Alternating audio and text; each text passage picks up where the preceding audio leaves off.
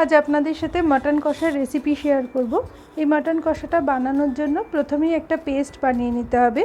এর জন্য একটা মিক্সিং জারের মধ্যে 10-12টা রসুন, 5টা কাঁচা লঙ্কা, 2টো ছোটো পেঁয়াজ, 3 টুকরো আদা, 1.5 থেকে 2 ইঞ্চি মতো আদা আর অল্প একটু দই দিয়ে খুব ভালো করে একটা পেস্ট বানিয়ে নিতে হবে।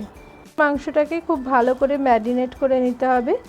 মা এখানে 600 গ্রাম মাটনের জন্য 100 গ্রাম টক দই, আদা, কাঁচা লঙ্কা, রসুন আর পেঁয়াজের যে পেস্টটা বানানো হয়েছিল ওটা দিয়ে দিতে হবে। 1.5 চা চামচ মতো হলুদ গুঁড়ো, 1 চা চামচ লঙ্কার গুঁড়ো, 1 চা চামচ জিরে গুঁড়ো, 1/2 চা চামচ ধনে গুঁড়ো, 2 টেবিল চামচ সর্ষের তেল, 1.5 চা চামচ নুন, পরে নুনটা আবার চেখে দিতে হবে, 2টো শুকনো লঙ্কা, 1টা তেজপাতা, 1 চা চামচ কাশ্মীরি লাল লঙ্কার গুঁড়ো দিয়ে মাংসটাকে খুব ভালো করে মেখে নিতে হবে।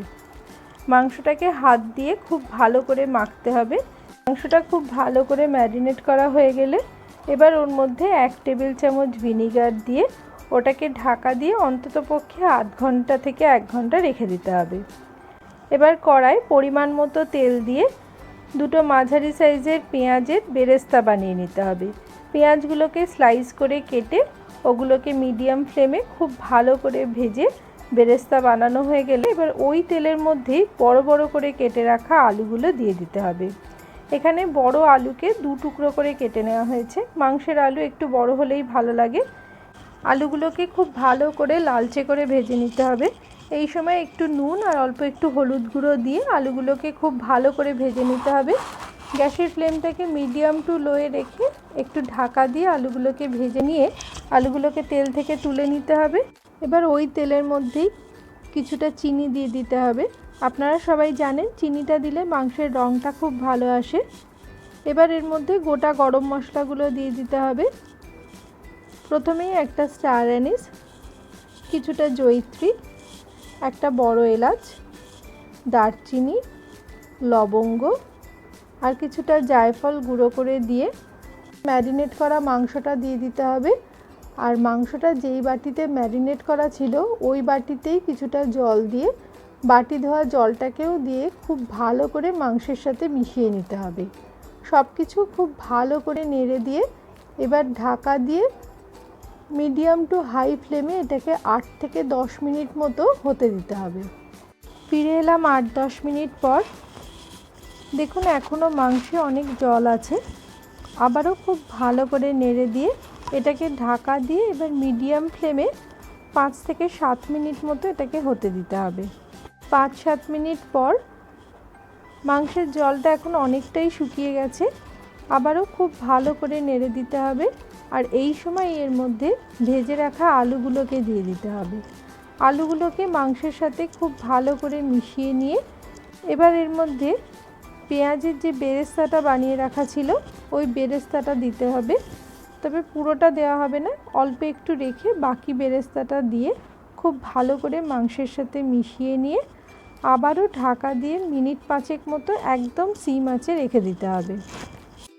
ফিরে এলাম 5 মিনিট পর। দেখতেই পাচ্ছেন মাংসটা খুব ভালো করে কষানো হয়ে গেছে আর তেলও ওপরে উঠে এসছে। এবার এটাকে আবারও খুব ভালো করে নেড়ে দিয়ে এর মধ্যে এবার পরিমাণ মতো গরম জল দিয়ে দিতে হবে।